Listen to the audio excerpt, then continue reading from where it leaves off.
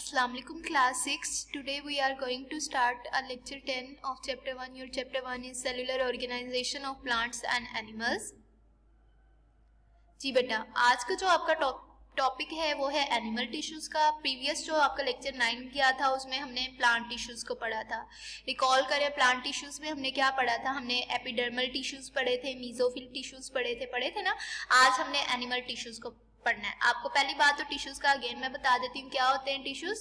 Cell जब आपस में कंबाइन होते हैं तो फिर वो क्या बना देते हैं? टिश्यूज बना देते हैं. ठीक है. अब एनिमल टिश्यूज भी काफी सारे एनिमल्स के अंदर भी टिश्यूज प्रेजेंट होते हैं, लेकिन उनमें से कुछ आज हम डिस्कस करेंगे.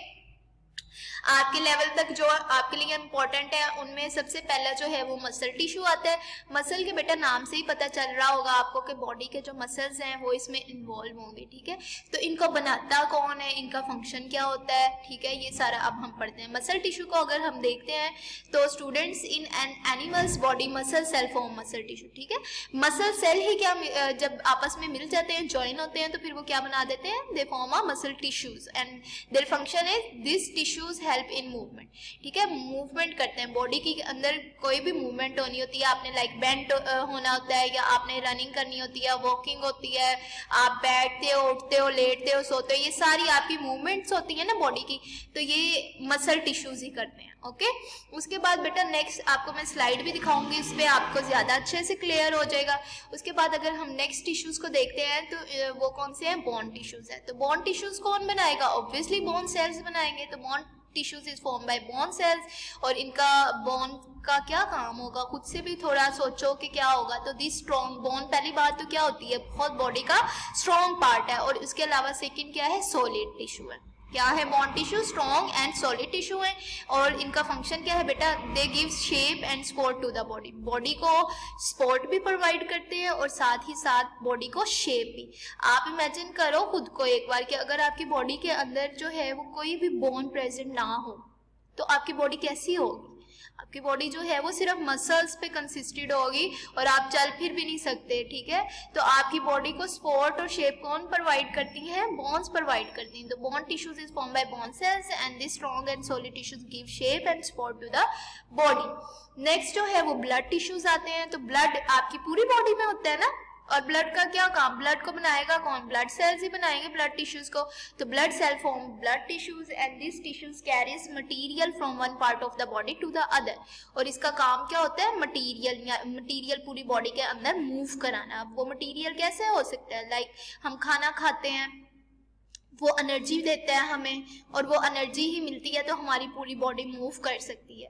तो वो एनर्जी हमारे तक कैसे आती है? वो हमारे ब्लड में शामिल होती है. ठीक है. वो एनर्जी कहाँ पे आती है? आपके ब्लड में आती है. और ब्लड फिर पूरी बॉडी में सर्कुलेट होता है और इस तरह से आपकी पूरी बॉडी को एनर्जी मिल जाती है.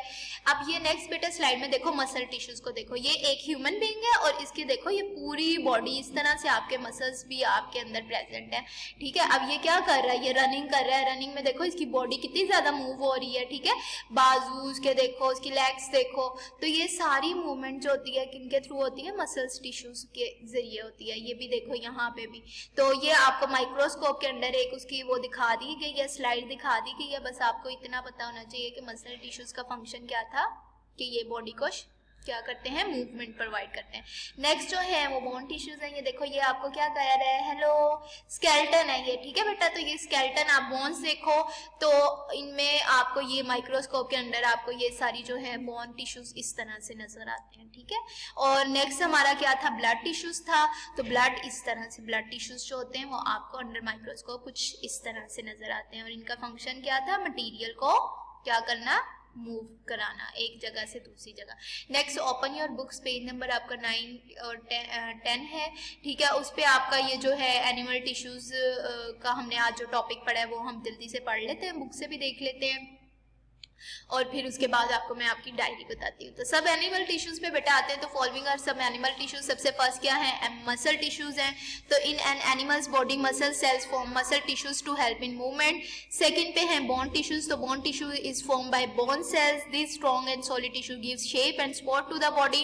And last is blood tissue. तो blood cells form blood tissues. This tissues carries material from one part of the body to the other. यहाँ पे उन्होंने आपको सब एनिमल टिश्यूज दिखा भी दिए हैं. हैं कि यहाँ पे ये आपके बोन टिश्यूज हैं, ये ब्लड टिश्यूज हैं, ये मसल टिश्यूज हैं, ये नर्व टिश्यूज हैं। नर्व टिश्यूज का क्या काम होता है ये आपने नहीं पढ़ा इधर तो बता देती हूँ आपको।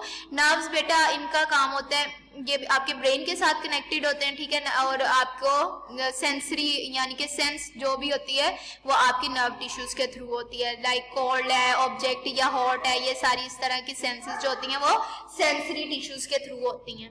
उसके बाद बेटा जो आज आपकी डायरी जा रही है वो आपका क्वेश्चन नंबर 9 लर्निंग में जा रहा है, फुल नहीं जा रहा, हाफ जा रहा है, यानी कि पॉइंट 4 तक आपका जाएगा, न्यूक्लियस तक। बहुत ईजी सा है, प्रीवियस ही जो आप पढ़ते आ रहे हो वही सारा कुछ है इसमें, तो आपने इसको अच्छे से लर्न करके इसको राइट करना है अपने लूज शीट्स के ऊपर विद प्रॉपर प्रेजेंटेशन। ओके, अब मैं आपको कराती हूँ। क्वेश्चन 9 है हमारा, explain the different components and organelles of cell written with diagram. अब डायग्राम आपने मस्त बनानी है, और वो कौन सी आएगी बच्चों, इधर यहाँ पे आप एनिमल सेल और प्लांट सेल की डायग्राम बना लोगे साथ में, ठीक है। तो कंपोनेंट्स ऑफ सेल अगर सबसे पहला देखते हैं तो सेल वॉल है। आपने इसी तरह से ये जो डॉट्स होते हैं इनको बुलेट पॉइंट्स बोलते हैं, आपने इसी तरह से लिखना है अपनी लूज शीट के ऊपर मार्कर और पेन के यूज से। सेल वॉल में अगर बेटा हम देखते हैं तो outermost covering of a plant cell है, एब्सेंट इन एनिमल सेल है, मेड ऑफ सेलुलोज है, provide support and shape to the plant cell. Next जो है बेटा वो सेल मेम्ब्रेन है, तो cell membrane outermost covering of an animal cell, ये भी आप सारा पीछे पढ़ा है, and present next to the cell wall in the plant cell. और प्लांट सेल के अंदर बेटा next to the cell wall present होती है सेल मेम्ब्रेन।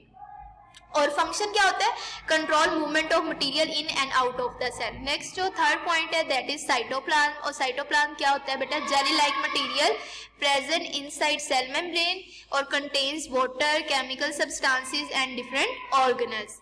उसके बाद फोर्थ जो है वो आपका न्यूक्लियस है। तो न्यूक्लियस क्या था आपका, हेड था, हेड ऑफ द सेल था, तो इसीलिए control all activities of the cell, surrounded by a thin membrane called nuclear membrane and many thread like structure called chromosomes are present in the nucleus. यहाँ तक आपकी diary है, आपकी learning में ये जा रहे हैं 4 पॉइंट्स, और आपने बुक रीडिंग कर लेनी है एनिमल टिश्यूज की, वो छोटा सा एक टॉपिक है, ठीक है बेटा।